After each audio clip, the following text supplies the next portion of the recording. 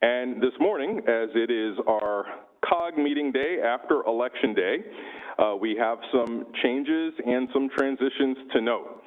I would like to take a moment to recognize members of the COG board for whom this will be their last regular business meeting because of a variety of circumstances, all good.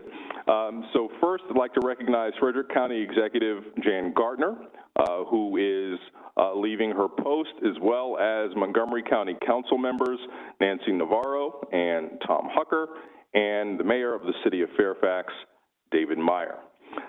Thank you all for your service to the COG board. Your earnest engagement in matters each and every one of you has made a meaningful contribution not only to the workings of COG, but also to the vibrancy and the success of our region. We thank you for those contributions and wish you all the success as you chart your next acts. And if you all would just join me in acknowledging all of them with a round of applause.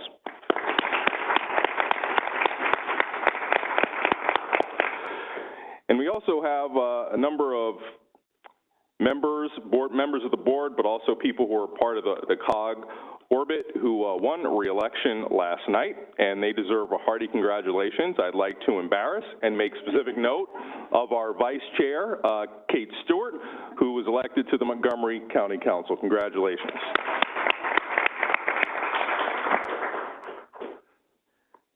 And let's see, moving on next.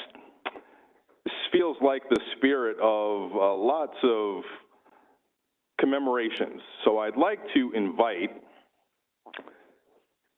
Jan Gardner, who I previously mentioned, who will be moving on from her role as county executive in Frederick County. She'll be joined by our COG board member and the mayor of the city of Frederick, Michael O'Connor. I'd like to acknowledge them so that they can present a special citation and recognition.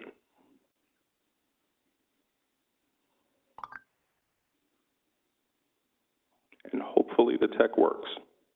All right. Is Mayor O'Connor in the room? We do not see him as of yet. Okay. It's my understanding he is going to be there today. We do have a proclamation we wanted to present in honor of Chuck Bing and his exemplary service that he's had to the 5.7 million residents in our region, and all of his work over the past decade as the chief executive of COG. He certainly applied his political skills, his positive energy, and his big picture perspective in directing lots of subject matter experts and certainly administrative professionals at COG staff, as well as directing all of us to move into the same direction as COG member governments and to advance the region's forward, the COG's region forward vision. So we have appreciated his partnership with Frederick County and with the city of Frederick. And so as the county executive of Frederick County and the mayor of the city of Frederick, we wanted to proclaim today as Chuck Bean Day in our respective jurisdictions and urge our citizens to that observance. Oh, that's so wonderful. Congratulations, Chuck Bean Day. All right. Thank you, County Executive, and I think Mayor O'Connor is also coming. I really appreciate it, and I'm sure I'll learn the details when I come up for a happy hour in the city of Frederick County and where this applies this evening. Oh, that's terrific. And right. Jan, thank you so very much, and we'll be sure to note Michael when he comes. I hope he's not stuck tragically in traffic. So. We'll see. Yeah, he might be. Thank you. Thank you so much. And also, I'd like to point out that in your board packet, you'll see a listing of dates for the COG board meetings for calendar year 2023.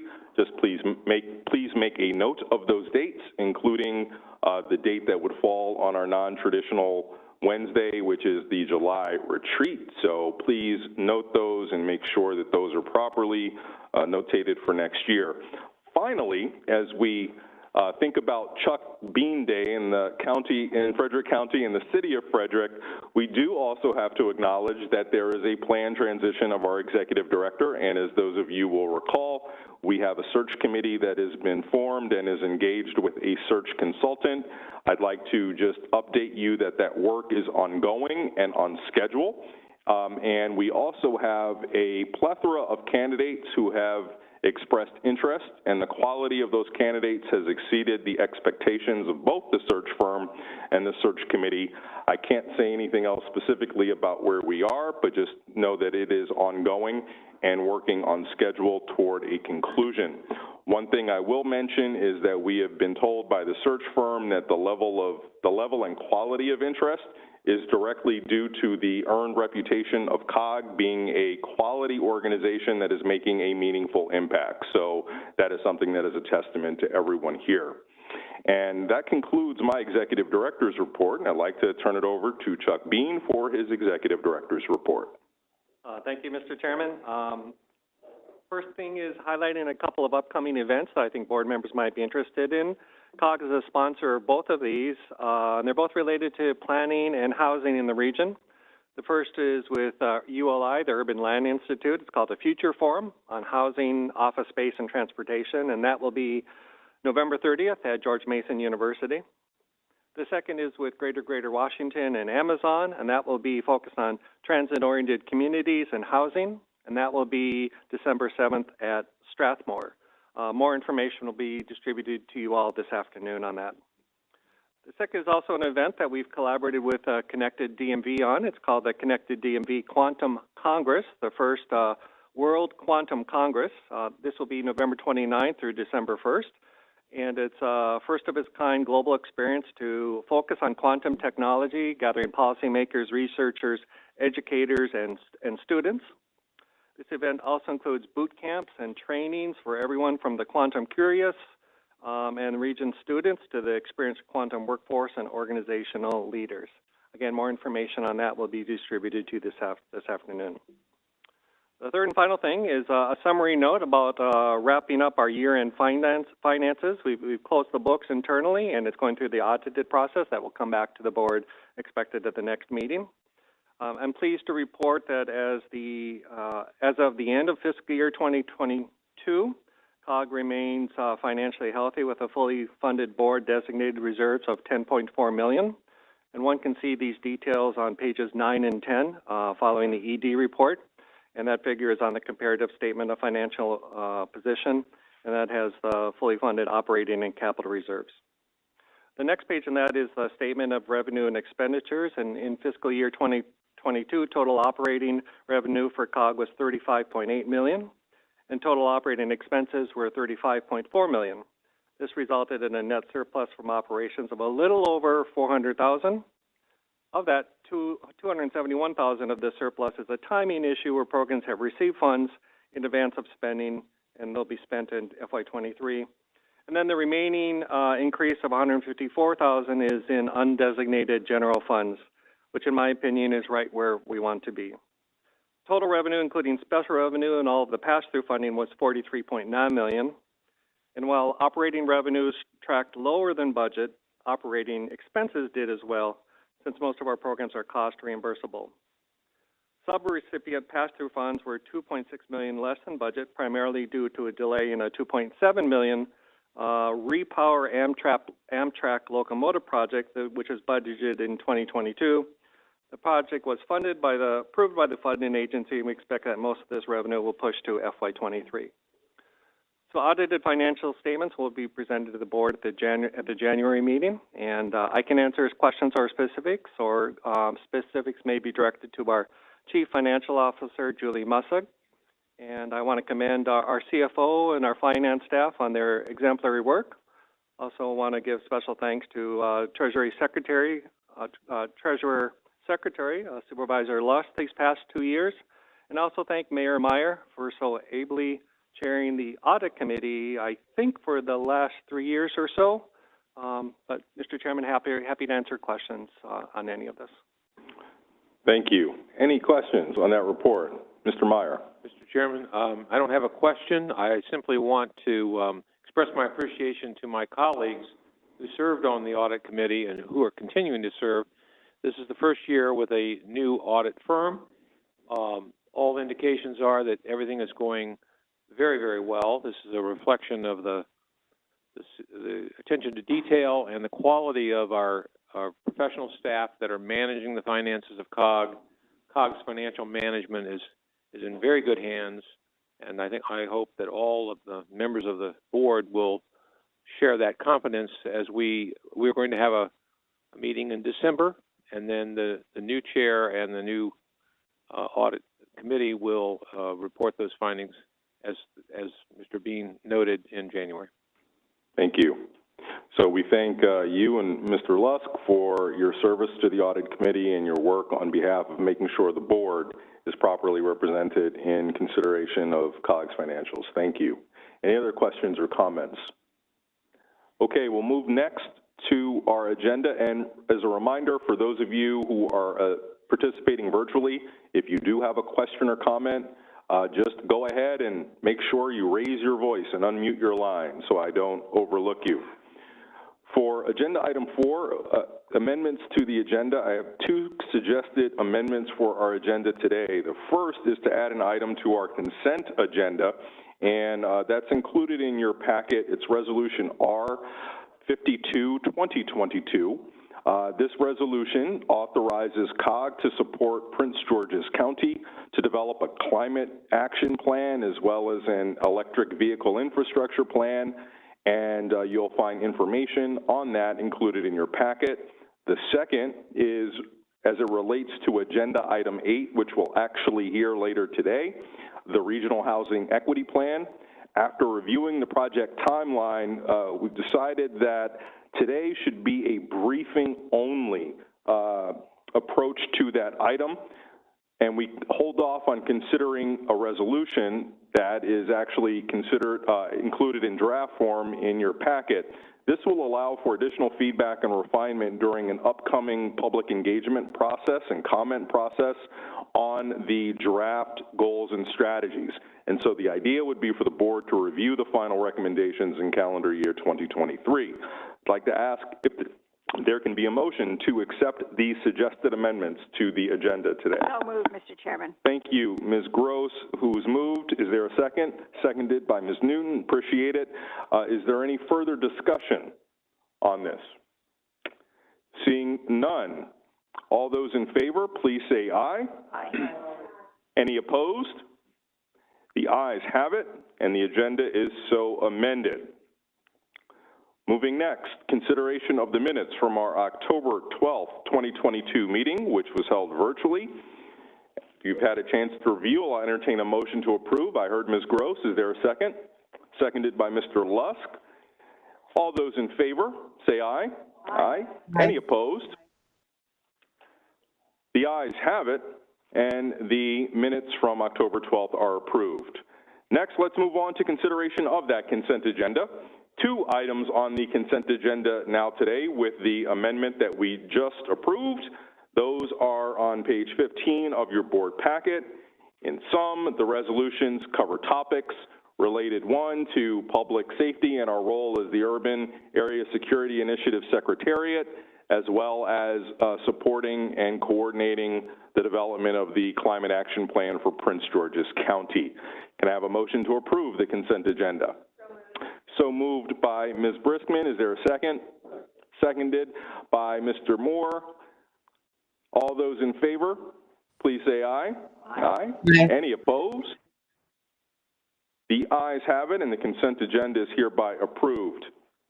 We'll now move next to item number 7 on our agenda, which is our annual report and briefing on crime and crime control in the National Capital Region.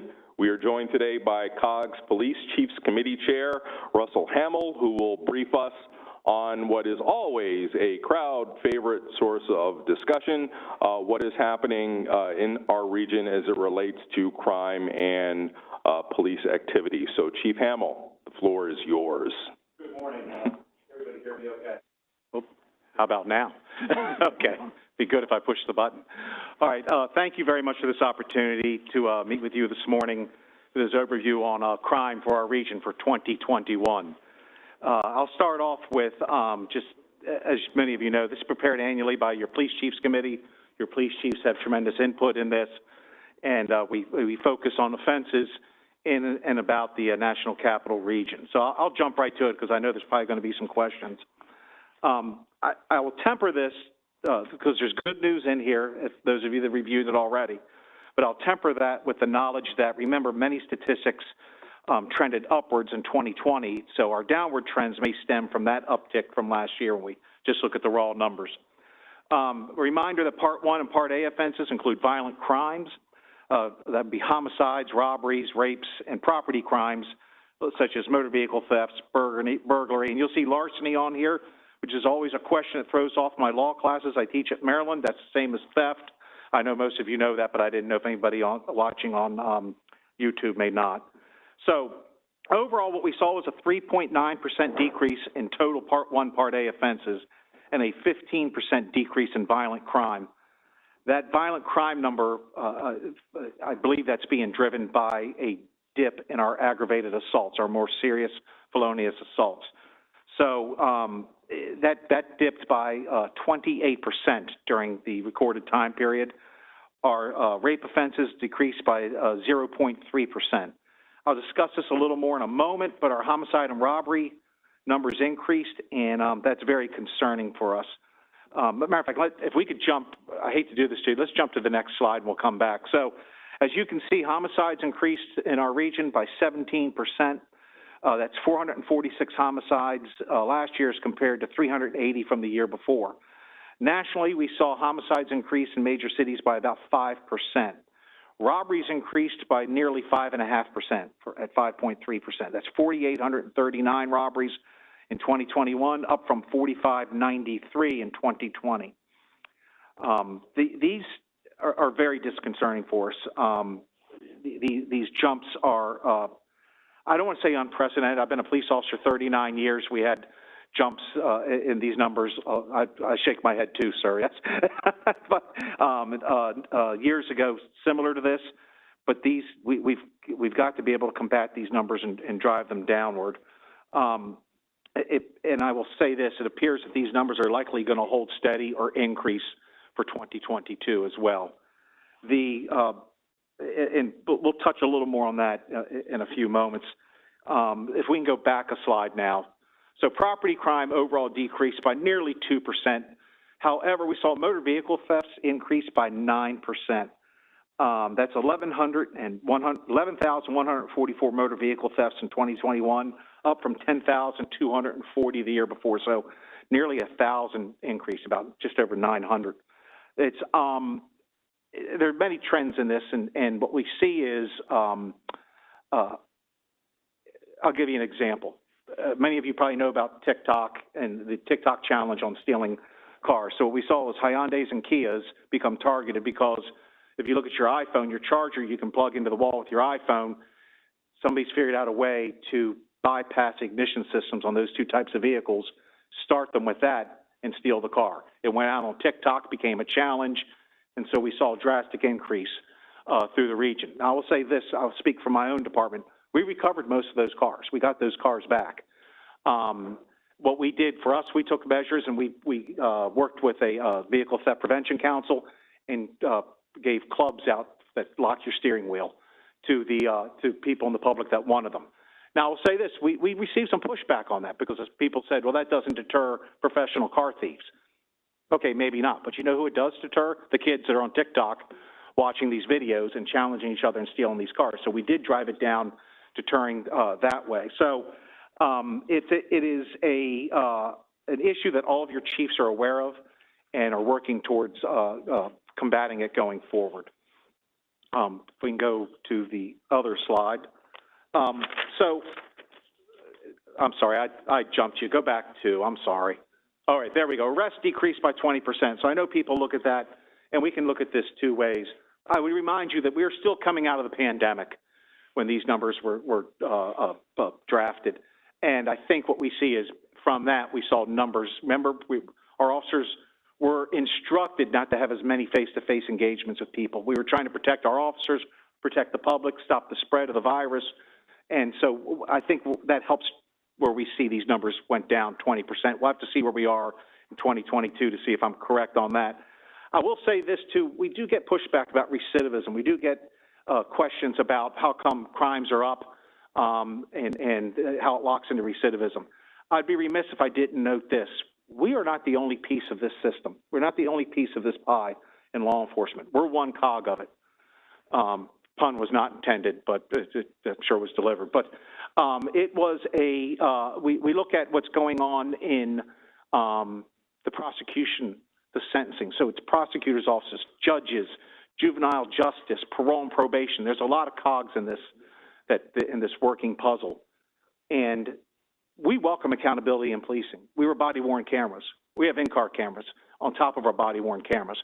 We have robust systems in place for officers that are accused of administrative violations and other violations.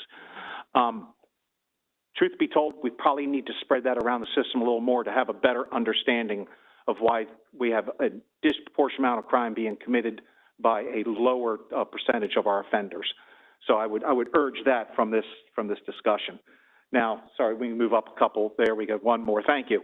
So a couple more of the good news. Crime rate per capita decreased 4.5% 2021. Despite our population actually jumped up. It increased a little bit to about 6 million residents, just under 6 million. That's reversed the trend from 2020 where we saw an increase in the per capita rate. I do have to note it's still slightly higher than 2019 and 2018. At 16.8 per thousand, our rate remains on a decline that we had seen since 2017, where the rate was 19.1. So I think we're trending in the right direction there, and hopefully we can keep that up. Next, so contributing factors to the crime trend, I just discussed the coronavirus and the ongoing pandemic already. That amounted to economic stressors, social stressors. We saw a lot of legislative and policy changes that police officers and chiefs are still working through to make sure we're meeting those challenges. I'm sure you've heard from most of your chief, our staffing levels are of grave concern to us. We're having trouble with recruiting and retention across the board. Last week, many of your chiefs, along with me, attended the Police Executive Research Forum, a forum here in D.C. regarding retention of police officers, recruiting police officers. There's a lot of good ideas out there that we're all exploring with bonuses and the like. But here's the thing we have to be guarded against. And I hopefully I'm speaking to the choir here. We have to be guarded against lowering our standards and bringing people into our profession that can cause us issues going down the road. As I mentioned, I've been here 39 years. I've seen this in the long distant past where something like this has occurred. We have to be guarded against that. We still want highly trained, highly professional, caring law enforcement officers that want to do constitutional policing, want to stand up for their communities, want to stand in harm's way for their communities and help people. So we have to be guarded against that, and your police chiefs would urge you to please work with us towards making sure that we stay on top of these high standards that we've infused and that we keep this train going in that direction. Something I'm sure you've heard from your chiefs, remember, we're all recruiting out of the same pool. Yes, we are stealing from each other. We're giving bonuses for lateral transfers. I'm seeing a lot of head shaking. I'm not here to tell you that's going to stop. But what we need to do is really focus on meeting with our youth, discussing this with our youth, being involved in our community, our colleges, our university, our local universities, and discussing the positives of being police officers. Maybe derailing some of the negative information that's been out there over the years, some of which was well earned, but also to discuss, to be part of the solution. This is a noble profession, a worthy profession. I would urge you, talk to your family members. If they want, I don't care where you're from, we'll take you in Laurel. If any of your family members want to come, we welcome you. So, your chiefs are working hard on that recruitment and retention piece. Regional initiatives, thanks to COG, MCAC, our partners throughout the NCR, Baltimore, and Central Virginia. We developed a Safe Roads Task Force last year, which, because I don't know how to say no, I'm also the chair of. I know many of you heard from your community members about roadways being taken over. This is a drastic measure we've only seen over the past couple of years, and the lawlessness associated with it is very concerning for us. There are considerable public safety concerns. The community is placed in danger by these car exhibition driving rallies. They close roads. They do stunt driving. And we have associated acts of violence during these events. We actually have had shootings associated with these events. So what we did was we joined together. The goal can't be, I push it to the next region over. I push it from where I'm at over to, say, Anne Arundel County or Montgomery County. We work together. We keep each other informed. There is we've developed a Friday information piece that goes out to police chiefs and command staffs throughout the region about what we've gathered about where the events might be occurring over the weekend. You look at Deputy Chief Price out of Prince George's County. He helped develop a strategy with local municipal chiefs and other regional chiefs, and we've been able to put a stop to some of these activities through these measures about enforcement and education efforts. So this has been, I think, a very positive piece for us, working collaboratively together throughout the entire region, stretching all the way up to Baltimore, and we have people on these calls, as Eli can tell you, from as far south as Richmond, so we can make sure we address this in a global fashion. Next, please. So Police Chief Committee priorities going forward, training and other exercises to make sure our officers are properly trained in doing constitutional policing. These are coordinated joint efforts that we work together. Operational coordination, as well as I just mentioned, I won't go back over it again, but similar to what I just mentioned with the car task forces. Workforce initiatives, as I mentioned earlier, about recruiting and retention, getting the right people in the door and keeping them there. And then information sharing and collaboration, and not just on the big things like the car rallies, but also these robbery trends. The guys doing robberies aren't stopping at the county line going, or at the river going, I'm not going across. So we have to, there are daily chats going on with investigators from all of our departments, making sure they keep each other apprised of what they're facing, sharing information, and it helps lead to cases being closed. So I think, I know I've probably gone over by the time I was allotted. I appreciate your time, and I'm open to any questions that you may have. Well, I'm sure you were going to be in for a robust discussion. So we very much appreciate the report, and hopefully you all had a chance to review the extensive print document in the COG packet. I'm sorry? I heard an utterance over here. Was there anything?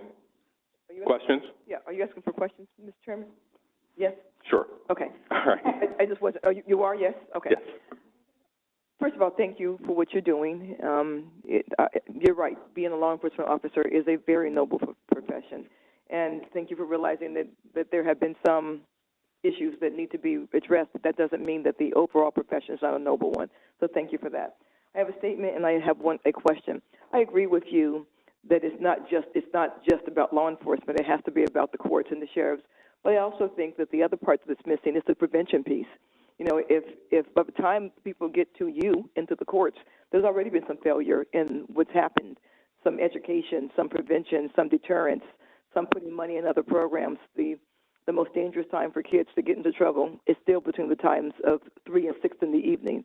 And so prevention also would help you all. My question, though, is this. When I looked at the numbers in Loudoun County, I noticed that the majority of what our law enforcement is getting called for are things that fall into their area of mental health substance use. It's not actually what you consider crime. It is, or if it's crime, it's because of a mental health, substance use issue. Are you seeing that? And do you have any ideas or any thoughts of if that is the role of law enforcement, if law enforcement should be answering with a team of other professionals? How is that for you all to be called so often to mental health events when that's not really your training? Although you do get trained in that, you do get the CIT trainings, but basically that's not your training or your role. But that is the majority of some of the calls right now. Unfortunately, that has developed into one of our primary responses, where, remember, when people call the police, we really can't say, well, we don't handle that. So we have to go to that. Your officers are going to these. We're providing training like CIT, critical incident training, critical incident response training. Many regions are teaming up with mental health professionals to go out on these calls. frankly, they're not robust enough to fill in 24 hours a day, 7 days a week yet. There needs to be some shoring up on that area. But our officers are trained in dealing with these people in a professional and caring manner. I don't want to say every day, but it's all too frequently our officers will respond to these incidents, and they're the ones we have to de-escalate, diffuse the situation, and our officers are trained for that. You know, as old as I am, I was originally trained in de-escalation as well, but just had a different name then. But by having that as being part of our core values, it helps us to be able to deal with these people in a caring, professional manner. Unfortunately, sometimes these incidents go sideways. There was a video put out yesterday of a police officer got stabbed in the neck on one of these calls, and everything looked calm. Then all of a sudden, like that, it changed. So officers also have to be protective of the safety of the public and their own safety in these situations as well. It would be great if a mental health worker could be on every one of these calls, but that's not feasible at this time. So right now, I think it's critically important for us to stay on top of our training for our officers who will be responding to these and will be responsible for getting these people to their critical care they need. And then, if I may comment on your earlier comment, we absolutely believe in the prevention methods. When we do that in law enforcement, this morning we had a discussion, robust parks and recreation programs for children and young adults and adults to participate in. You know, that equation, I look back on my own youth, you know, and playing sports, lousy, but I tried. But being involved in that kept me from swaying the other way, because everybody can do that. By having these programs in place, I coach, I know a lot of other people that coach in the law enforcement as well, and I think that also puts us in a different light where they're like, oh, it's different than a guy who just wears a badge. This person cares about us. So I think those are very important as well. Thank you. Thank you. Ms. Gross. Thank you. A little bit on the same idea of the mental health piece. I'm from Fairfax County. Our homicide rate is not huge, but it has been going up. We saw this start, I guess, during the pandemic, probably in 2020, and it was exacerbated in 2021 and now in 2022. And that is situations where many of our homicides, well over, I think, 50%, Rodney, I think it's over 50, are either intimate violence or adult children killing their parents. And in some cases, it's, you know, probably more than adult children, an 80-year-old father being killed by a 55-year-old son. I don't see that is identified in the statistics. Maybe those are not itemized in the way you report, but are you seeing more of this in other jurisdictions? And also, do you have recommendations about what we need to do rather than just, it may not be substance abuse or anything like that. It may just be years of domestic something or other. Well, two things that lets me segue into this. We want to get this report to you earlier next year. Being here in November with the 2021 numbers is a little awkward, so we want to try to get these to you earlier next year, and we can try to break that down in our ask to the jurisdictions. Can you break these numbers down? But anecdotally, I can say I have noticed that as well, where we're seeing adult children my age assaulting and severely injuring or killing their parents in their 80s. It goes back to Ms. Randall. It's I think often, and I don't want to hang everything on mental health, but I think often it's mental health issues that cause this. I think sometimes in families, especially when you're talking the children are this age, that maybe this has been masked for years. And there's still in certain minds, there's a stigma to this rather than let's embrace this challenge and get help for the person. And then it manifests in the way that you're discussing down the road. So I think it's important I see a lot of public service announcements on this about not having shame about having mental health issues, but allow the help to help you get through these issues. Every family, everybody knows somebody. Everybody's intimately touched by this. And I think it's important for us to be able to try to even further push that stigma aside going forward, and that can be an effort we can look at. Thank you. A lot of constituents feel that there is random violence in the community, and there really isn't in many cases. And it's people know one another, and they are committing violence against one another. More it's often not than not, random your on the assailant street. is known to you. Yeah. Thank you.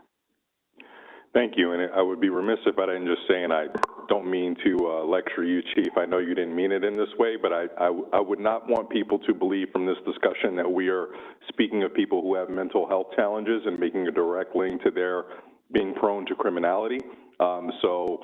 Clearly, there are many people who are struggling with mental health issues who would never, ever, ever resort to criminal behavior, and I know you didn't mean it as such. I just felt like that was something that needed to be said. There's no connection, vast majority-wise, no connection whatsoever. Thank you. We're going to move to this side of the room, and I saw Ms. Briskman, followed by Vice Chair Allen, and then Mr. Lusk. Thank you, Chair Dorsey.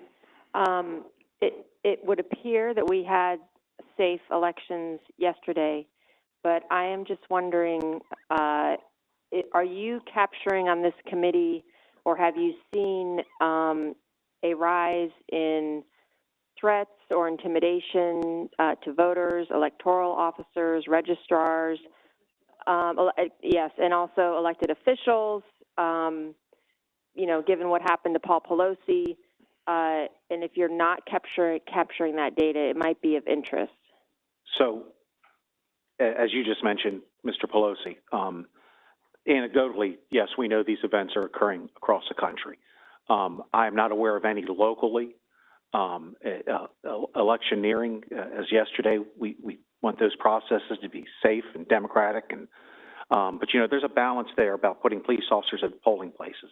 So we always have to walk this delicate balance there on how we effectively do this. We want people to feel safe but not intimidated. And you know, the guy that sat in this chair in 1986 probably said the same thing.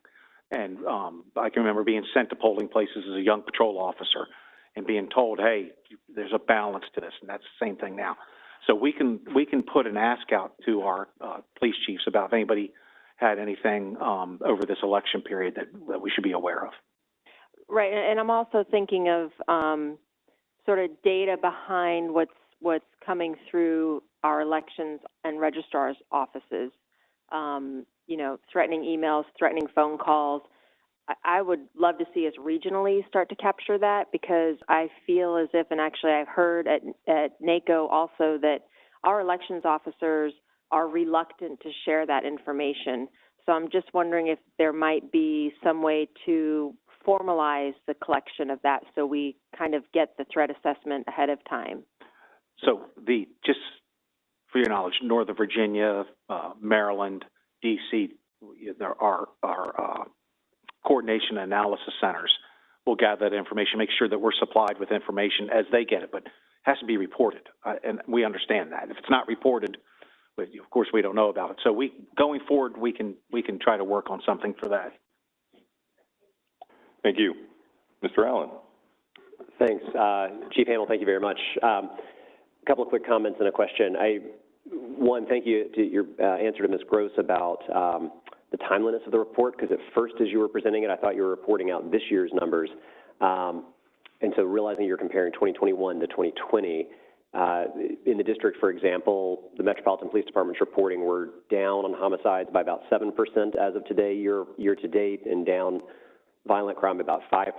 But I also appreciate that you right up front said, you know, you got to be careful when we're talking about trends, both because that increase that was experienced in 2020 to 21 was significant, and as we always have to say, if crime just happened to you, to your neighbor, on your block, crime just went up. So all the stats in the world don't mean anything.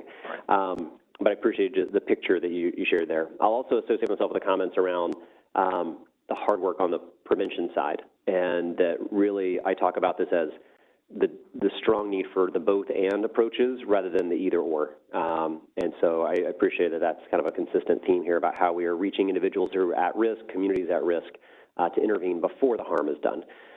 I want to ask you from a regional perspective, and the D.C. region is not alone in this, of course, but we have seen a continued and persistent increase in armed carjackings. And wanted to ask from a regional approach, just anything you can share about the work that's taking place. In the district, we've got the Regional Carjacking Task Force trying to work with detectives across the region. But just yesterday, the carjacking, I believe, was initiated in one county. An arrest was made in the district, but it is persistent, and it's dangerous. And I would love to hear more about how the chiefs are working together for a regional perspective. So as I mentioned earlier, the information sharing and our detectives and officers working together includes in the carjacking, which is of a prominent concern for police chiefs in this region. There are task forces established throughout the region to address it, and it is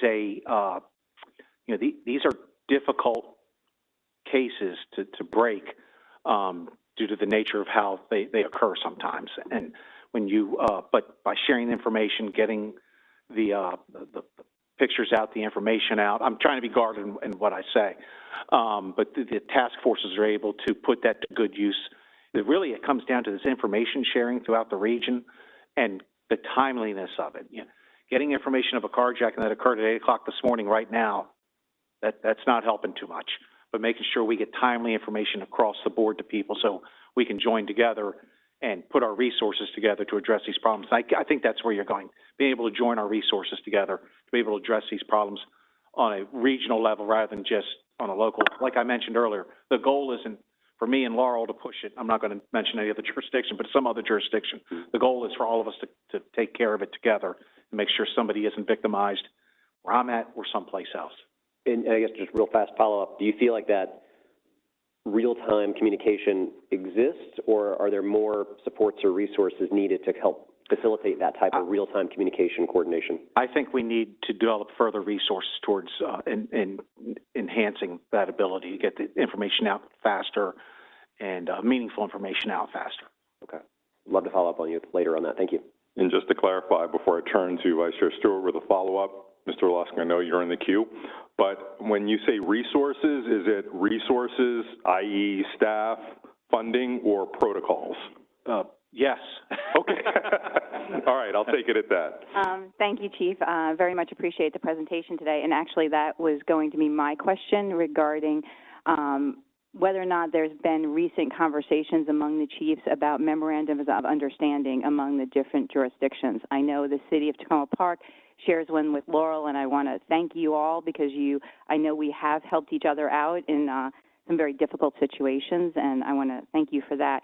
But as you also know, I think we've had some struggles over the years having memorandums of understanding with other jurisdictions in the region, and I just wanted to follow up from Vice Chair Allen's questions to see if that might be something that the Chiefs Committee could explore further, if it's something that you need COG boards help staff with. So through COG, we've established a more robust agreements between the agencies through COG. Memorandums of understanding, I think each agency needs to look at their own, but also I think COG is, not just because they're surrounding me, but I think it is the perfect avenue for this, for us to be able to establish these contacts, be able to make sure that our memorandum, you can have a memorandum of understanding, but don't throw anything at me. I'm also a lawyer. It's got to be crafted right. It's got to be crafted to protect the agency coming to aid, the agency requesting the aid. So they have to be crafted correctly.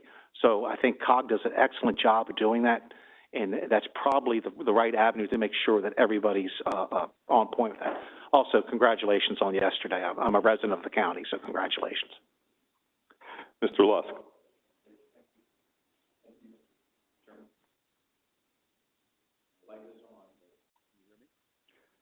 It's pretty soft.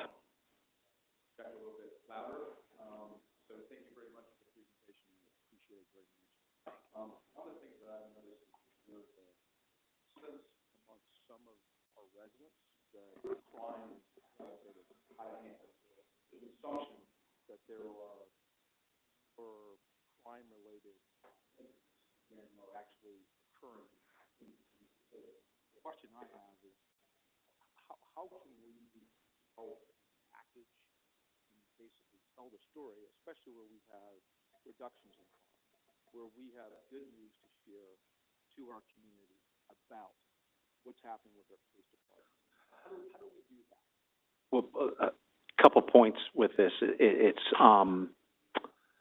Crime can, as we see here, we've seen some reductions, but as Mr. Allen said, if it's you or your neighbor that is a victim of a crime, crime's up. At least it's up on the 2 addresses you care about. So we have to be careful in crafting the message that way, telling you, I know you were just robbed, but really you're safe. We do have to be careful with that. But I think also it's almost like man bites dog, right? Dog gets bit by a person, that's not news. Person bites the dog, that becomes news. And I think, so I did 35 years, almost 36 years in another jurisdiction before I came to Laurel. And I used to get inquiries as a district commander, like, well, why wasn't this out in the news? And when I was the acting chief there, why wasn't this put out in the news? We did put it out, but I can't tell these channels what to carry. They carry the news they want to carry. I think that's where having social media platforms that our agencies are fully engaged. We can have social media platforms, but if we're not engaged on it, they don't mean anything.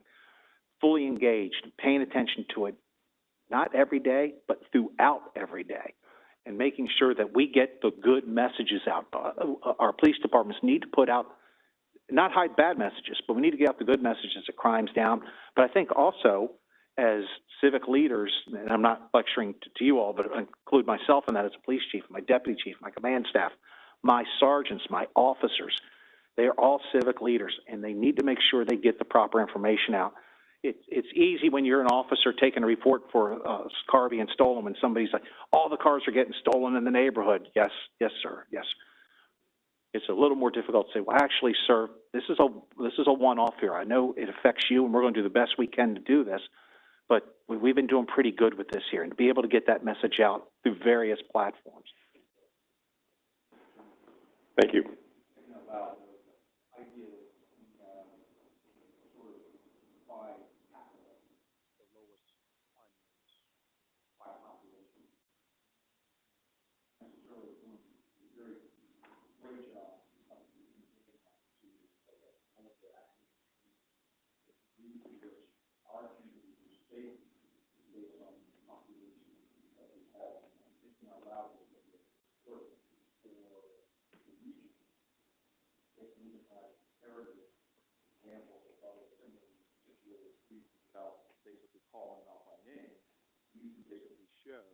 How other regions of this size have different categories is where I was thinking.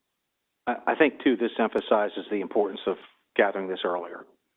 Because at this stage, discussing last year, I doubt the local news is going to carry that. Hopefully it's a real slow day, but I doubt they'll carry it. All right, thank you. Looking to this side of the room, seeing none, I'll now look to the WebEx. Are there any folks online who are interested? I see Mr. Snyder's hand. Yes. Thank you very much, Mr. Chairman, and thanks for this discussion. Frankly, I think it's long overdue. We had an initial presentation during our COG retreat. I hope that coming out of this will be a comprehensive approach, starting at the COG board level, including not only police, but mental health and others to address this issue. Frankly, I don't think this report is good at all. It's nice that a few crimes are down, but very serious crimes are up, and the use of firearms is totally out of control. So several decades ago, when the gang violence was getting out of control, we called a high-level summit involving federal, state, and local officials because the sense of urgency was there. I hope the sense of urgency is here on this issue, and I hope that we move forward in a comprehensive way, because this report says we have a serious problem here, and I know we have the capability of addressing it. So I would just say it's not just the police issue, it's not just the mental health issue, it's not just a prevention issue, it's all those things combined, as well as the importance of knowing that if you do something violent, A, you're going to get caught, and B, you'll pay a very high price for that. So let me just conclude with a request that we put together a comprehensive group and a comprehensive approach to address this issue, because I find this report anything but positive. Thank you very much for the opportunity to make a couple comments, and very pleased to do anything I can to help as we move forward. Thank you. All right, Mr. Snyder. I'd like to throw in a question before we conclude this item. So, Chief, as it relates to recruitment, which, as you noted, is a challenge that many departments throughout the region are facing, being up to authorized strength, and, you know, I appreciate that puts you in the business of competitively looking for officers with other jurisdictions. Sometimes it results in poaching of different folks. Help me square that with the regional nature of a lot of what we're seeing as some of the chief concerns articulated by Mr. Snyder or carjackings with Mr. Allen. It seems to work at cross purposes if, you know, some jurisdictions end up, you know, staffing up resources at the expense of others within the same service area and the same sort of crime shed, if you will. So can you give me some thought about how the chiefs look at that? Well, if I may, it's not just a regional issue. The forum last week, it's throughout the country. I'm not going to name places, but there are jurisdictions, 600 cops down, 400 cops down. I was shocked. I will name them. The Royal Canadian Mounted Police were in the room, and they discussed how they can't hire people, which I thought they had people waiting at the front door there. So this is a challenge throughout our country and surrounding countries.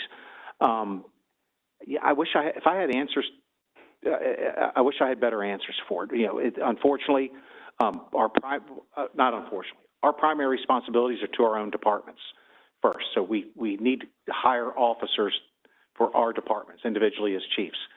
We had this discussion last week. We've had it prior to this about we need to be more guarded about taking from other jurisdictions. I have done that. I'm not sitting here. I'm not coming in here with clean hands on this. I have hired from other jurisdictions as well. I have one looking at me right now. Ms. Stewart's really giving me the eye right now. But wish you hadn't brought this up. But we we do need to people have a right to work where they want to work. They have a right to move with their talents to different places. Understand, but I think chiefs, maybe going forward, this is a good point. We need to have further discussions about just how we're doing this. Thank you. And actually, that relates to the follow-up to this. The narrative around why everyone, including the Royal Canadian Mounted Police, maybe even the Bobbies in London, for all I know, are having issues recruiting personnel. A common thread has been, well, you know, there's a negative environment for policing and people who are serving in that role, which I don't dispute at all in many cases. But I had a new officer recruit tell me the other day something that I had never really heard quite expressed this bluntly. He said, you know, it took a while for him to commit to doing this, and it wasn't because of the pay, even though he would always, of course, like greater pay. But the concern about the prevalence and the lack of ability to know who might be carrying a gun that they may encounter through even routine police interactions was very much a sobering break on his interest to engage in law enforcement. And I was wondering if throughout the region we're sort of collecting the data on the reasons why, because, you know, in order to solve a problem, you actually have to be addressing the right things. So we do exit interviews. Most agencies do exit interviews when people leave. And that I've not heard that theme that you brought up before, because I'm going to say this as gently as possible. When you sign on for this career, you know the risks. You know what's involved with that. You know, gentleman had the locker next to me in rookie school, was killed in the line of duty within a couple of years of us graduating. My last act as the acting chief where I was before was to bury an officer that was killed in the line of duty. So we know those risks come. I'm not so sure that is as prevalent a concern with going into policing as maybe the young officer mentioned to you. It is a concern. You have to weigh those factors. Do you want to take that risk? Do you assume that risk? Hard to change the direction of an aircraft carrier, but you can, but it takes time. As I mentioned earlier, all of us were painted with a broad brush a number of years ago. Fair or unfair, we earned some of it maybe wasn't earned, but a lot of stuff was correct there. and it's going to take a while to change the direction of this battleship. I think it is I think it's unfortunate that officers are vilified in some areas, that, you know, where they're sitting at lunch and somebody says something to them that's very unfortunate. And we do have to combat that. But I think when you have other opportunities, though, available to you, it can become more of a challenge for us to keep somebody focused on law enforcement. Thank you. And so with that, Chief, we very much appreciate your time this afternoon, your work leading the committee. You've given us more than we promised you at the start of this presentation, so we appreciate it greatly. I'd also like to commend Scott Boggs for your expert staff leadership of the Chiefs Committee and in the development of the report. So thank you. Thank you all for your time today. I appreciate it, and have a pleasant holiday season. All right. You too. We are going to move next to item number 8 on our agenda, which is the Regional Housing Equity Plan. We have amended this agenda to make this an information item with no action. So the resolution that was included in your packet will not be under consideration during today's meeting. So as she takes the podium there, I'd like to welcome COG's Housing Program Manager Hillary Chapman, who's going to brief us on the status of the Regional Equity Housing Plan, the Regional Housing Equity Plan. And this is the first time in a quarter century that the region has come together to collaborate across jurisdictional lines to address disparities in housing opportunity. Hillary joined us in February, as you may recall, to brief us on the developing plan and to sort of lay out the scope and ambition for the project, and is back with us today to discuss the draft goals and regional strategies that are included in the recommendations. After we hear from Hillary, we're also going to hear from Supervisor Lusk from Fairfax County and also City of Gaithersburg Councilmember Robert Wu, who will share how their jurisdictions are incorporating the regional plan at the jurisdictional level. And after that, we'll have discussion and look forward to hearing the substance. So I'll turn it over to Hillary. Great. Thank you, Chair Dorsey and members of the board. I am so pleased to be here with you this afternoon to share an update on our efforts to improve access to housing opportunity in the region. As a brief refresher, the Regional Housing Equity Plan is also known by its better-known HUD name as the Analysis of Impediments to Fair Housing Choice. The key elements of the plan are listed here, and it's important to note that in this process, we've been very focused on not only having a robust community engagement process, but also ensuring that our data collection and analysis will be tied in a direct way to actions to remedy those findings. Once fully approved at the local and federal level by HUD, it will guide local investment decisions of federal funds to achieve the goals outlined in the plan. Again, these are the jurisdictions and their public housing authority partners that make up the project team that have been developing the plan with support from HUD and our technical assistance provider, Enterprise Community Partners. The plan has been drafted by our lead consultant, the Lawyers Committee for Civil Rights Under Law, the Urban Institute as the lead on data collection, and ACHOA Urban Collaborative as the lead on community engagement. A community advisory committee comprised of regionally serving organizations that work with groups impacted by fair housing choice has also been advising the local governments and serve as a bridge and an ambassador to neighbors who may not otherwise engage in a fair housing planning process. And they should all be commended for undertaking the complex planning process and for their dedication to creating a more inclusive region. So where are we now? We have just completed the third phase of the plan development process, and the draft plan is currently undergoing final copy edits before being released for public comment. We expect the plan to be released before Thanksgiving, and it will be open for public comment for 45 days.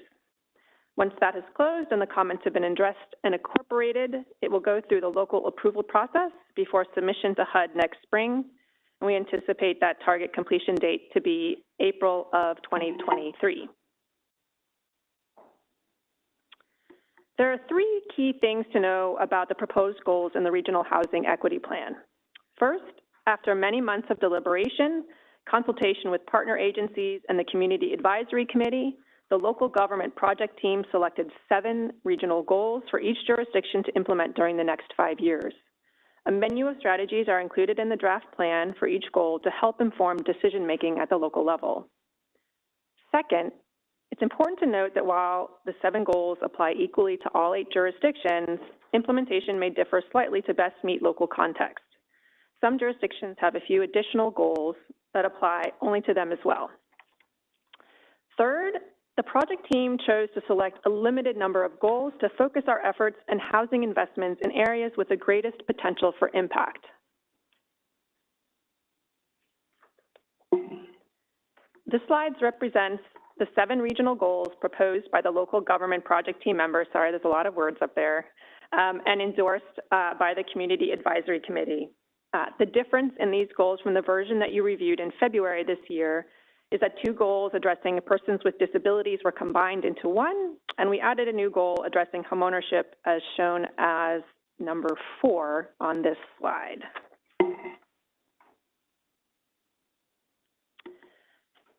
Finally, it's important to know that this plan is unique because it represents the first time in 25 years, as Chair Dorsey shared, that local governments in metropolitan Washington have coordinated to align federal housing investments to increase community integration, combat housing discrimination, and reverse residential patterns of segregation. But this plan is not only significant to us locally and regionally. This plan has the potential to shape fair housing planning nationwide. HUD is looking to metropolitan Washington to inform a new affirmatively furthering fair housing rule as a national model for regional planning. What we'd like to do when you leave COG today is to help us get the word out to your residents about this draft plan and invite them to submit comments. We want to hear from as many people as possible about whether the plan's proposed goals will make a difference in their communities. And last but certainly not least, we believe that working together on shared goals has the potential to deepen local impact and move the needle on achieving greater housing equity. Please visit our Fair Housing webpage that's shown here and invite your constituents to do the same. Thank you very much. I'm happy to turn it back over to you, Chair Dorsey. Thank you very much, Ms. Chapman. We very much appreciate it. So we are going to hear some comment from our localities that are engaging in this work and really thinking about leaning into these goals. So I'd like to first turn it over to Rodney Lusk from Fairfax County. Okay, thank you, Mr. Chairman. I apologize for my mic. I do have the green light on, but I can tell it's probably not very clear. Let me start by saying I'm grateful to be here today and have an opportunity to discuss what I think is a very critical topic on our agenda here today. As I know each of us and our respective jurisdictions recognizes, fair access to housing is a fundamental and basic human right. It's a right that MWCOG and its aggregate members have championed and advanced for years, and I'm pleased by the foresight of this body in initiating the regional analysis of impediments, or RAI, as we are currently looking at it under review.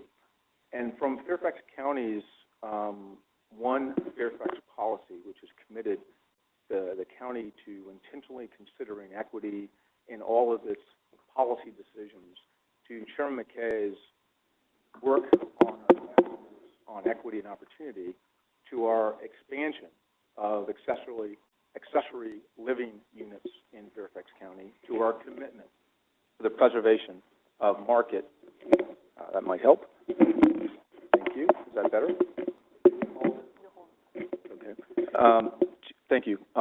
To our expansion of accessory living units, to our commitment to the preservation of market affordable units, to the changes that we've made to our workforce dwelling unit ordinance to expand affordability, to our current review of our manufactured housing policies. Housing equity and preservation has been critical and central to many of Fairfax County's priorities, and I know that that's true of our partner jurisdictions here at COG as well. So it's absolutely critical that we not conflate passing a mile marker with crossing the finish line. As much of what we've learned and what we're going to gain from this RAI study is we have a lot further to go. Many of you here have maybe heard me reference that I worked in economic development before coming to the Fairfax County Board of Supervisors. I worked there for 20 years, and over that time, the one thing that I learned very critically was that in order to make good decisions, you've got to truly measure your progress, and you cannot measure that progress unless you have good data. And at the end of the day, the RAI is a data-driven tool, both quantitatively, as we heard earlier, and also qualitatively. And that's why it's so critical that we remain open-minded to its findings. We cannot cede housing equity in our region to market forces or to a particular policy or just a chance. We have to act proactively as a region to force the trends necessary to flip the script on much of what we've learned from this RAI study.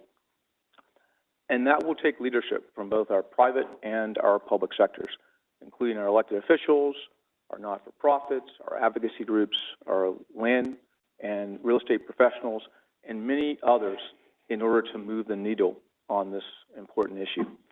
We have tough decisions ahead, and it will be important to stay grounded in that data and the input from communities moving forward.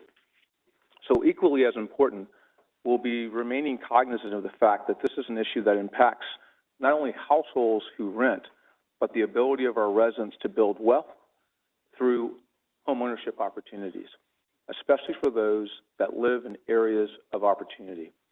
And I'll quickly note, and this is such a great point, as was referenced earlier, Fairfax is joining with its jurisdictional peers in Northern Virginia and the District of Columbia and Southern Maryland to work to implement a regional analysis of impediments to identify steps towards ending discrimination in housing. And that's a critical and ambitious goal. While the actions we take in Fairfax County may not look the same as in Montgomery County, we're excited about the opportunity to align our efforts and investments to achieve the same outcomes. Working together on one plan rather than separately will ensure that we have a more complete picture of the fair housing landscape and can set shared goals and create concept steps for making it better. Finally, before we move to our discussion today, I'd like to quickly thank some of those who have been a part of this priming of this conversation. First, my colleagues who are working in the partnership on the RAI. We know that barriers to fair housing are not confined to specific jurisdictions or to specific neighborhoods. This is an issue that demands a regional approach to action, just like economic development, just like transportation and the environment. We're excited about the opportunity to align our efforts and investments to achieve our shared goals. I'd also like to thank COG for their leadership on this issue of fair housing, and specifically the staff at COG who've done an amazing job of shepherding the development and execution of the RAI. This has been a long-term project spanning many years since 2017, which could not have happened without the direction and the support of the COG staff and its leadership. I'll conclude by saying thank you for the opportunity to join today and provide comments, and that Fairfax County is excited about this new assessment tool and how we move forward as a region to promote fair housing and ensure that all residents, regardless of race, age, ethnicity, disability status, and or income, have a place to call home. Thank you, Mr. Chairman. Thank you so much, Mr. Lusk. We very much appreciate that. Next, Robert Wu was not able to join us this afternoon, so in his stead, we are pleased to have Council President from the City of Gaithersburg, Neil Harris, who will provide some comments on the city's response to the fair housing work. Neil? Thank you, Mr. Chairman, and thanks for the promotion. I'm actually the Council Vice President. The mayor okay, well, the mayor is the president. I've said it, so it is so. All right, thanks. So first of all, I'd like to echo the closing remarks of the previous speaker, thanking COG for their leadership on the issue of fair housing.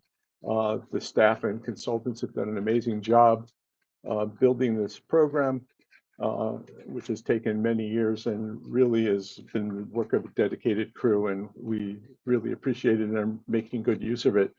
The City of Gaithersburg really prides ourselves on working with quantitative and qualitative data from members of the community, and having access to the data is really critical to us as we go forward. So what we've been doing in recent times on housing is working primarily with Montgomery County to get fair housing information out to the community, collaborating with them on joint fair housing education sessions over the past few years to address barriers to fair housing, not only inside the city of Gaithersburg, but elsewhere in the county, including Rockville and Silver Spring. The city of Gaithersburg has also made adjustments to our programs like down payment assistance programs. We've increased the amount of down payment assistance, especially to help minorities and lower wage employers and their families purchase homes in higher cost parts of our city. But we know there's a lot of more work that needs to be done, and the draft AI goals represent the next step for us in this effort. We are currently developing our very first housing element, a component of our new comprehensive plan, and we're also embarking on a comprehensive review of our current zoning with the expectation of a major revision that will, among other things, drive our housing goals forward. We will use the information uncovered in the draft AI to help us as we develop a wide range of policies and programs to address housing concerns in our communities. The AI will also help inform the city's racial equity and awareness plan and other upcoming efforts included in our 5-year consolidated plan. Also, we recognize that fair housing, planning, and affordable housing work we are undertaking will benefit from our collaboration with our county and regional neighbors. City collaboration with other COG members on this effort is a valuable avenue to collaborate on other housing policies and programs to benefit us in the entire region. Best practice efforts, including home ownership, more and better housing for persons with disabilities, housing better integrated into other community amenities such as education, recreation, employment, transportation, shopping, and more. We are also committed to completing this work with our communities and stakeholders, including the private sector, that we need to provide the financial and other resources to manage and develop quality housing and provide employment opportunities that allow our families to afford their homes. In closing, we look forward to continuing this collegial collaboration on completing the AI, and that we believe it will help make Gaithersburg, the county, and the region an even more amazing place to live, work, shop, and play for all our residents. Thank you very much for the opportunity to present these remarks. We again appreciate COG's leadership and help in this regional effort, and we look forward to reporting back in the future as we share success stories of how we welcomed residents of all ages, disability status, ethnicities, incomes, and races to find a safe, affordable home in our communities. Thank you. Thank you very much, Vice President Harris. We appreciate it greatly. All right, well, now I have an opportunity for broader comment and discussion from members of the board. So I'll start by recognizing Mr. Collins and then work my way around this way. Just very briefly, my question is, what is the criteria to become a participating member of the work group? Sure, I'm happy to answer that. Councilmember Collins, the jurisdictions that are participating in the plan are entitlement jurisdictions, so that's a HUD definition, meaning they receive their funding directly from the federal government. I believe Charles County participates with balance of state when it comes to fair housing planning. Or can Charles County just be a person in the room? Oh, absolutely. Yes, we want everybody to be in the room. That would be fantastic. The more the merrier, but we know that you can't be all places at all times, so we respect that as well. Thank you. All right, Supervisor Gross and then Vice Chair Stewart. Thank you. In looking at the draft goals and strategies that's in our package, looking at number 4, protect the housing rights of individuals with protected characteristics. The only reason I highlight that one is that's what triggered my thought here. A right to counsel program to ensure legal representation for tenants and landlord-tenant proceedings. But it's been my experience in Fairfax County that quite often everything is in English. You can always translate by hitting the button at the bottom of their computer screen, but for many people for whom English is not their first language, this is all gobbledygook, quite frankly. Even for those of us who for English is our first language, if you ever looked at your deed and what you signed up on your when you got your mortgage, it's a lot of gobbledygook. So I'm wondering, there is nothing in here that I can see that says anything about recognizing the need for housing professionals, counselors, and so forth to be able to have speak in multiple languages, to be able to counsel people. I mean, many of the people that we're looking for to make sure that they can build their wealth come from other countries. And so I presume it's assumed, but that's not a good presumption. I think it needs to be stated somewhere in our goals and strategies about the language component to help people move forward the way we want them to. That's not a question, it's sort of a comment. No, that's an excellent comment and observation. And actually, we are working on a plain language to address that before the plan goes out. We're working on a plain language review of the executive summary to make sure that it is accessible for a broad range of readers at a broad range of abilities. And we will make sure that that summary is available in the 5 most commonly spoken languages other than English. But I think that's an excellent point, and we should consider that in our strategies around protecting individuals with protected characteristics to ensure that that's part of our education and outreach, which is something that came up repeatedly, that we heard in stakeholder forums, in interviews from our community advisory committee, as something that we as a region can improve and make a difference.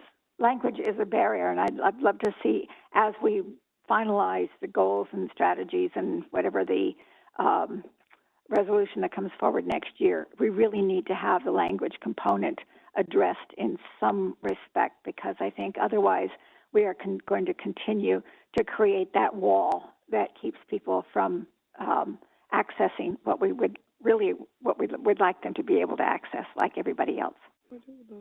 Thank you. Vice Chair Stewart.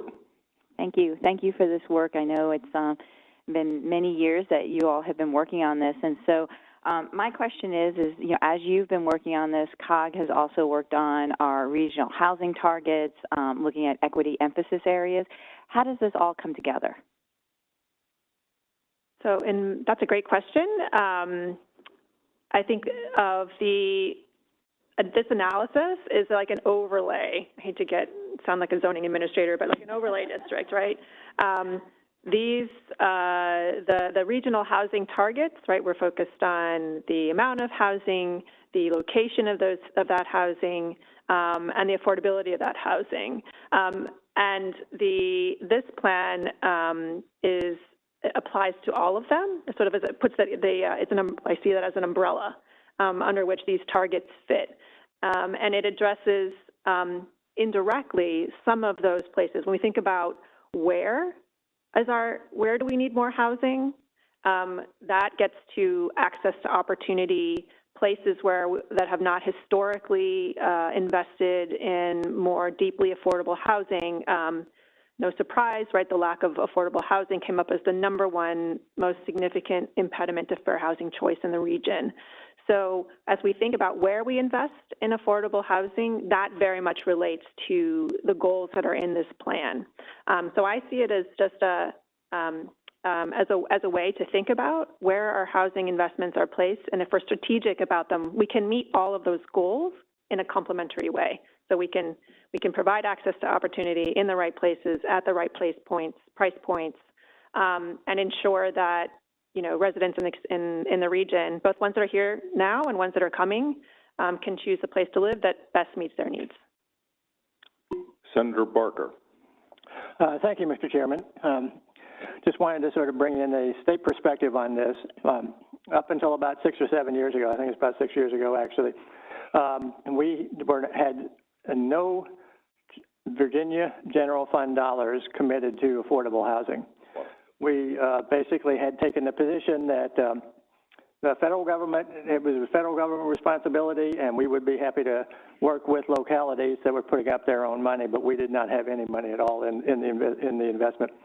And we started out with it at a very small level of investment to build the Virginia Housing Trust Fund. In the budget that we passed this year, we dramatically increased our investment in affordable housing.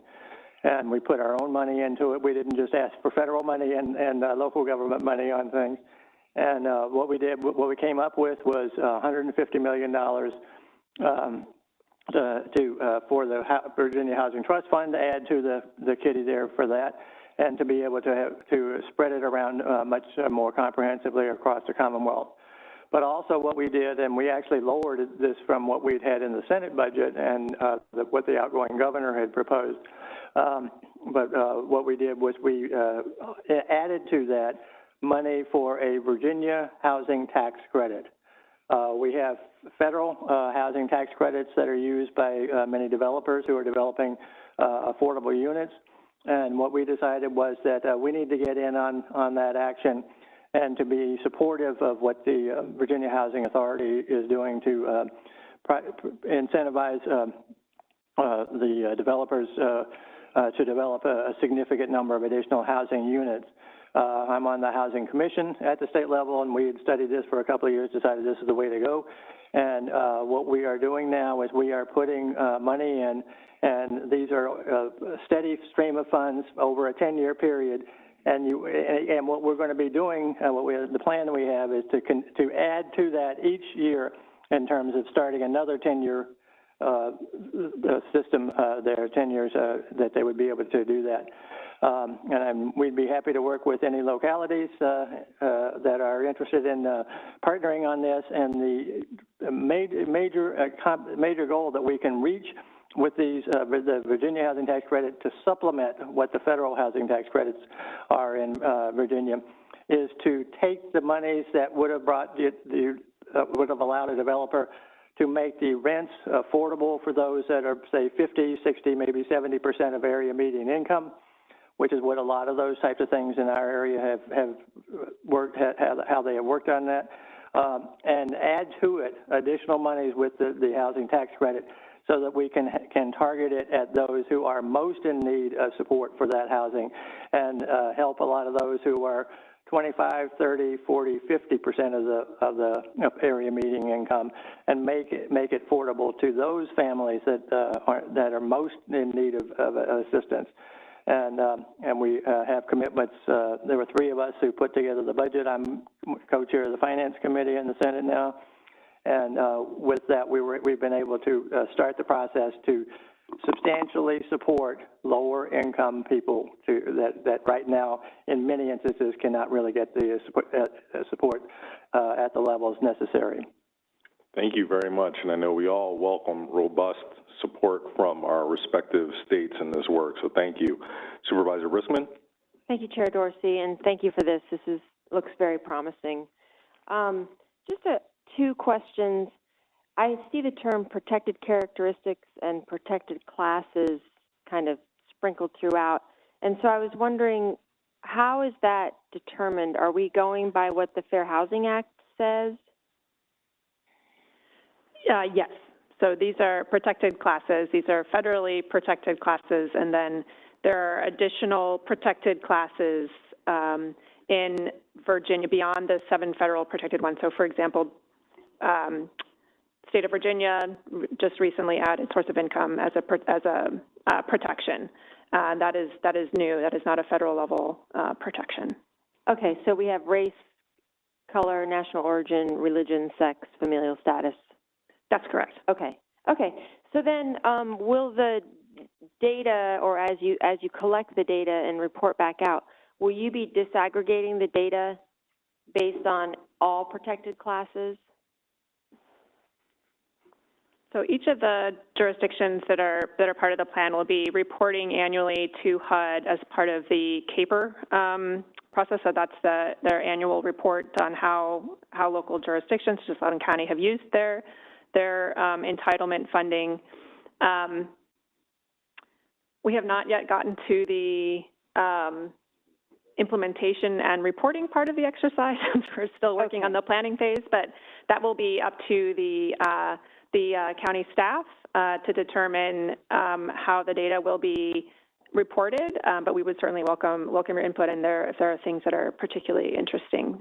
It will be up to each individual county staff, or did you say COG that's staff? Correct. That's correct. It will be up to each county to report back. So Loudoun County will be reporting to HUD as it does each year on its use of the federal funds.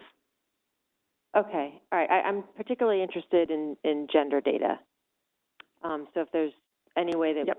I don't know, is COG going to set out some kind of policies or guidance to advise counties on what we should collect and report? So that's a good question. We'll explore that with, we have local government staff who are driving the process here. And I imagine once the plan is released, we'll be able to switch gears a little bit and think about if there's a way that we could, share resources and continue to learn from each other and think about how reporting in a way that's consistent and also makes it easier for us to understand trends across jurisdictions. So we can certainly ask that. Thank you, because women often get lost in the gender data gap, so I'm very interested in that. Thank you. Absolutely. Thank you. Chair Randall. Thank you, Mr. Chairman. This is a great report. Thank you for this. And I want to say to Gaithersburg, you all are saying live, work, shop, and play in loud, and we say live, work, learn, and play. We win.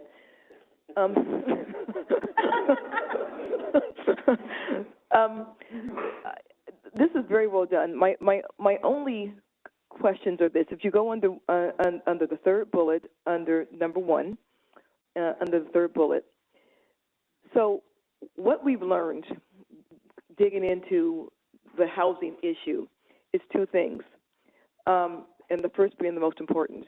There are so many people who are in rental spaces right now who've been in rental spaces for 10, 15, 20 years. And while a low-interest loan is helpful to them, what they really need is a closing cost and down payment program. What we're finding is in this region, sometimes rents can be actually as much as a mortgage, but because they cannot gather enough money for the down payment program, they can't get into a home. And so in addition to having the low-interest loans, as I read it, I didn't see anything that will allow people to have closing costs and down payment. Now, some people might call that a subsidy. That may be a word that's used for that. But the truth is, unless we do that, we're not going to get people into home ownership. That's the first thing. The second thing is, I can't tell from this how much of this is based or focused on home rental versus home ownership. Obviously, we want people to be able to rent affordable, attainable homes, but generational wealth is created when people can afford to buy homes, and now those homes are then transferred to their children and their children's children. And so I like some of our overwhelming work to be based on toward home ownership and not just home rental. And lastly, there is a bullet in here about having free bus rides, the number 7, the last first bullet on number 7. What we also learned in this region, which is different than other areas, if you dive into this a little bit more, is that we are a little bit unique in this region in that if you live near mass transit, your home's actually, the property value is actually more. Some places it's less, but here it's more. And so I really do appreciate that if you're going to have people who are living near mass transit where the land is going to be more for rental or for purchase, that yes, to have free transit will be very, very important. So I saw that, and I really did appreciate that bullet point as well. This is a great document. I think it's some work to be done, but overall, I can see how much work was put into it. It's a really, really forward-leaning document. So thank you very much. Yeah, thank you. Thank you for your comments. All right, Mayor Meyer. Following up on Chair Randall's comments, this coming Tuesday, November 15, our council is going to vote, and I am confident will approve a project in the center of our city, one of the nicer neighborhoods. The Fairfax Presbyterian Church has a significant amount of acreage. They're building 10 townhouses. These townhouses are going to be of equal quality to the houses in their existing neighborhoods. 8 of the 10 houses will be set aside for purchase by low and moderate income persons. And they will own the unit, not the land. And then when they eventually will sell this unit, the unit will go back into the inventory for another person to be eligible. The family selling it will take their equity with them. So this is a direct response to the need that Chair Randall just identified. 2 of the units will be for significantly low-income persons through the home aid program as well.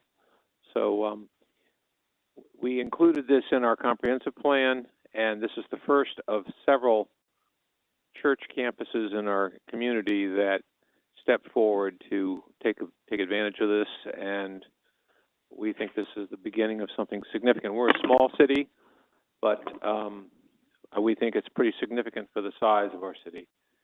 And then we recently made our bus system permanently zero fare for everyone.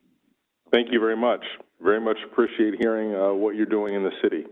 I hope it's sustained with new leadership.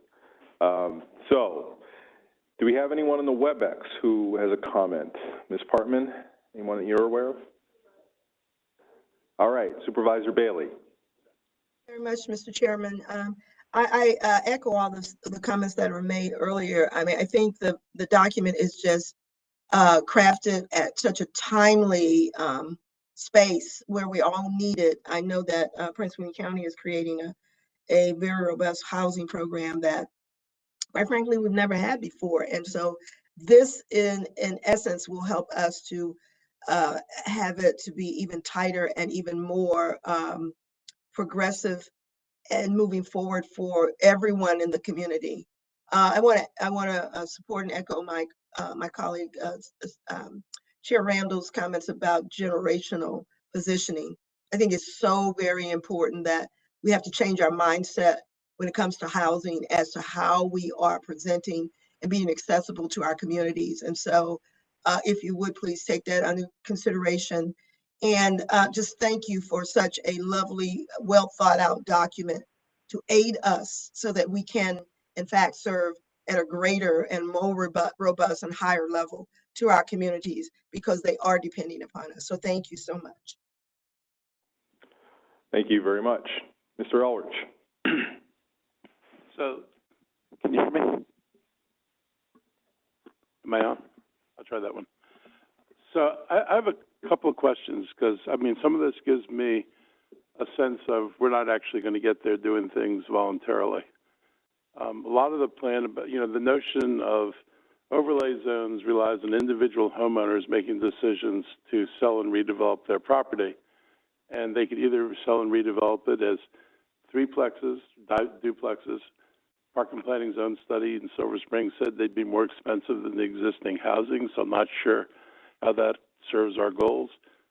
We wouldn't have the ability to require affordable units. We don't require affordable units until a project reaches the scale of 20 units. And so I'm very skeptical that a voluntary program, and I'm a little mystified. All of us have zoning that has created this problem, and all of us are zoned for, like in our case, we will meet our 2050 housing goals because our housing goals are generated by our master plans. So when you say that there are going to be 200,000 people arriving here by 2050, that is the addition that's based on our existing master plan. So we've already planned for all these people. The problem is, and Bethesda is a great example of this, the only thing we'll build there are 1-bedroom and maybe a few 2-bedrooms. And it seems to me that this document ought to address asking us to re-examine what is our future planned development going to be, because if it's all going to be 1-bedroom and 2 bedrooms and high rises, I don't know how we see ourselves housing the families and the working people who want to come here. And you need to be able to provide housing below 80% of AMI, but frankly, and Bethesda is another example, you need to be able to provide housing to people above 80% of AMI, because you could not get a market rate unit in Bethesda today with less than over 100% of AMI. And so I don't know how we go forward, given all of us have master plans that account for all the growth we're projecting. If it doesn't go where the master plan's projected, what does it do to this notion of these, for example, activity centers that were anticipated to grow to a certain degree, attract businesses, and become unified hubs, which is why we call them activity centers? If you bleed it out of the activity center, what happens to the activity centers? Do they reach critical mass? How do you provide the amenities and all the services if they're not going to be in the activity centers? I'm just skeptical that we're just not saying another, this is what we want to do, and we're going to look at this 10 years from now and say, gee, people didn't voluntarily create what we thought they'd create, and the Bethesdas of the world continue to be stunningly expensive because we didn't change the policies needed to get affordability. I don't see anything in here about no net loss of affordable housing, which is a real thing that, we lose more housing than we create pretty much every year. We don't talk about that. So I think there are a lot of things, if you want to get to the future you want to get to and house the people you want to house, this is not adequate to get you there. And on that, I'll stop us because we do have one more agenda item, and it's to actually put your comments, Mark, within the overall context of this work. No plan or document achieves every goal. The Regional Fair Housing Plan is hopefully something that will not just become a shelf document, but becomes actually influencing of the comprehensive plans that come out of your jurisdictions, that you consider the goals that are contained within this and make sure that they're reflected in the actual plans that are coming from your jurisdiction. That is the sort of implicit compact that we all have when we come together as a regional body, that the things that we decide upon here are actually then reflected in the work that we do in our jurisdictions. Otherwise, we're not going to have that kind of impact. As it relates to how this will be considered in the next year, there are, of course, with the overall 7 goals, a number of strategies that are included.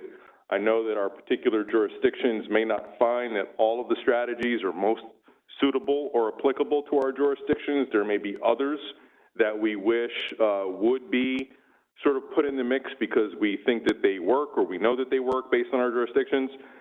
Remember to think about this, the goals being the thing that we bind ourselves to have imbued throughout all of our local plans and policies, and the strategies as a menu of potential paths to actually realize those goals. So take that with you, Mark. County Executive Elrich. We could continue this conversation, but unfortunately I have to truncate it for time as we have one more agenda item that I'm eager to get to as well. Thanks everyone for your comments on this issue, and most importantly, thank you, Hillary, for the work on behalf of COG. And I would be remiss if I didn't also recognize the contribution of the jurisdictions who have been involved in this work, my own Arlington County, the City of Alexandria, the District of Columbia, Fairfax County, Loudoun County, City of Gaithersburg. Who am I missing? Prince William County, right? No? Prince William. Prince William County. Okay, thank you all very much. All right, we will move next to our final agenda item of the day. And excuse me as I get myself together.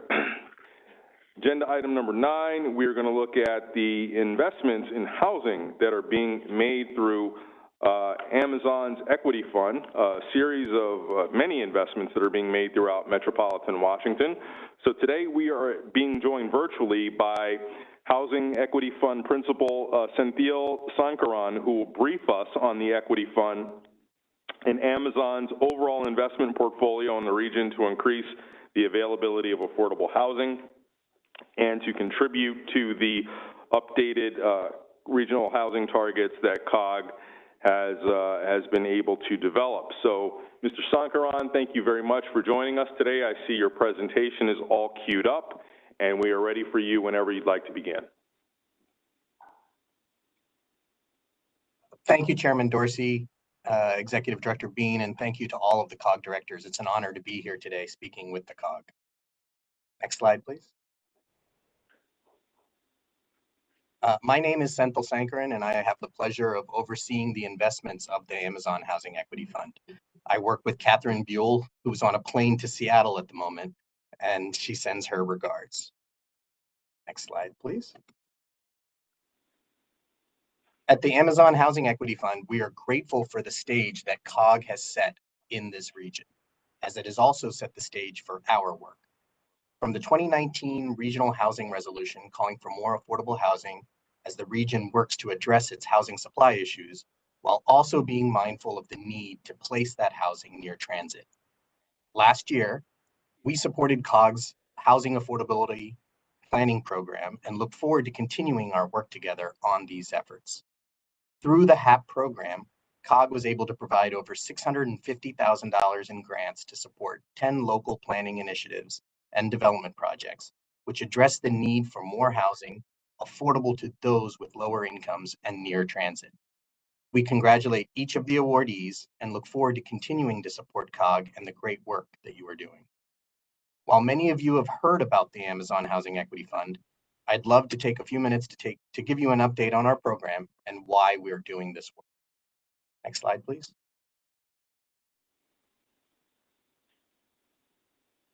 At Amazon, we believe that all people should have access to housing they can afford, and we are using our scale and reach as a large employer to support innovative, affordable housing initiatives in the communities we call home. And we believe that the private and public sectors can work together to address the affordable housing challenges that people are facing across the U.S. Next slide, please.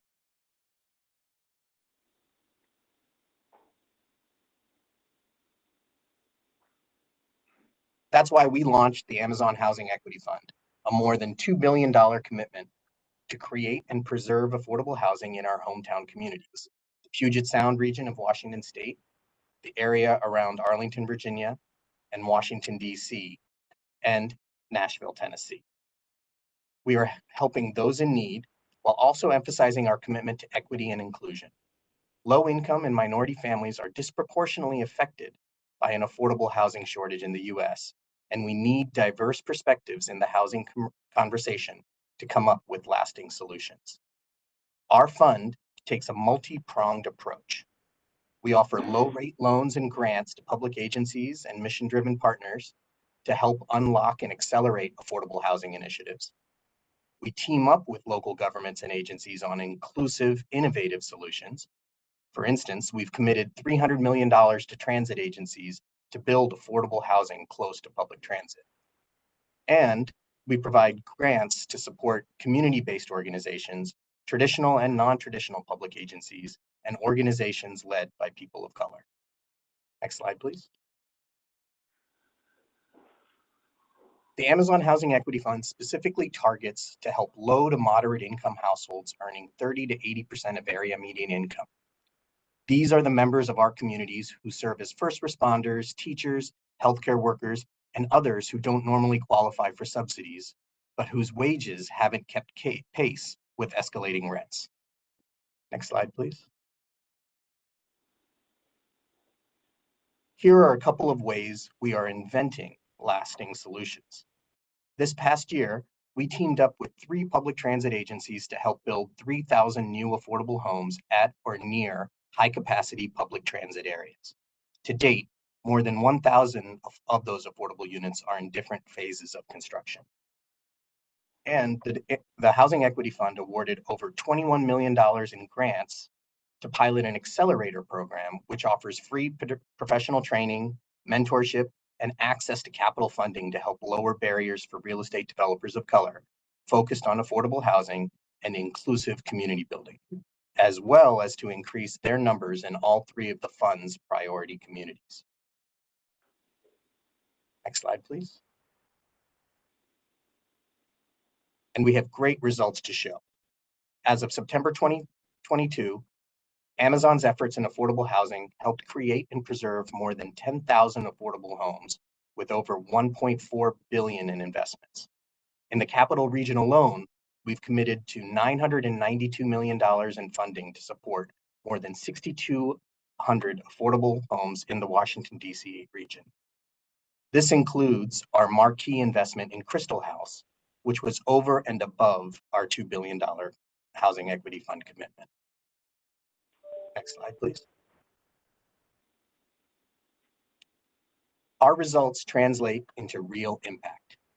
In 1 year alone, Amazon helped to increase the dedicated long-term multifamily affordable housing stock in Arlington, Virginia by 22%, primarily through 2 investments, Crystal House and Barcroft Apartments. We've also announced our first 3 projects with WMATA totaling $94.5 million in investments for 921 affordable homes at the following 3 metro stations, with more to come: College Park, New Carrollton, and Congress Heights in the district.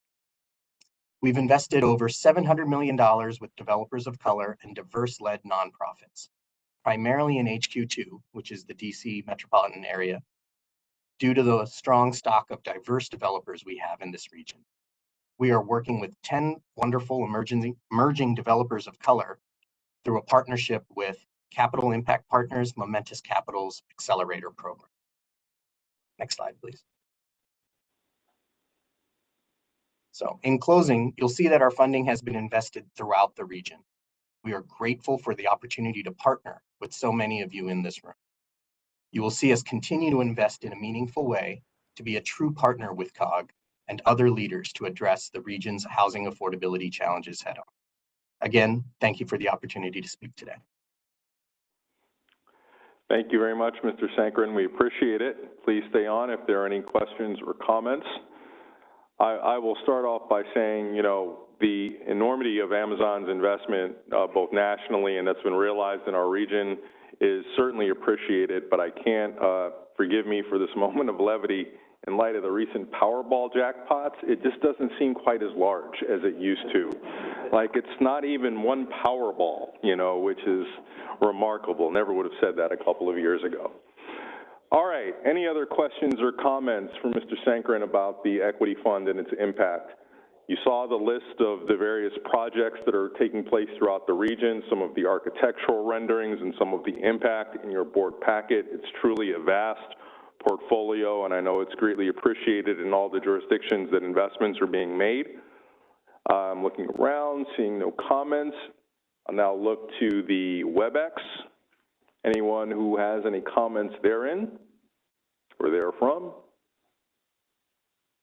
All right, terrific. Well, thank you for that update. We look forward to hearing a lot more about the Equity Fund as you continue to innovate and really contribute to our region. I will also note, colleagues, you know, one of the benefit propositions that we made during the period of time where there was the international recruitment for HQ2, one of the things that was said by COG to the region, that cooperating regionally by providing a regional approach to the assets in the region, one of the benefits that that would mean would come from these benefits being broadly shared regardless of where the actual location of HQ2 came to be.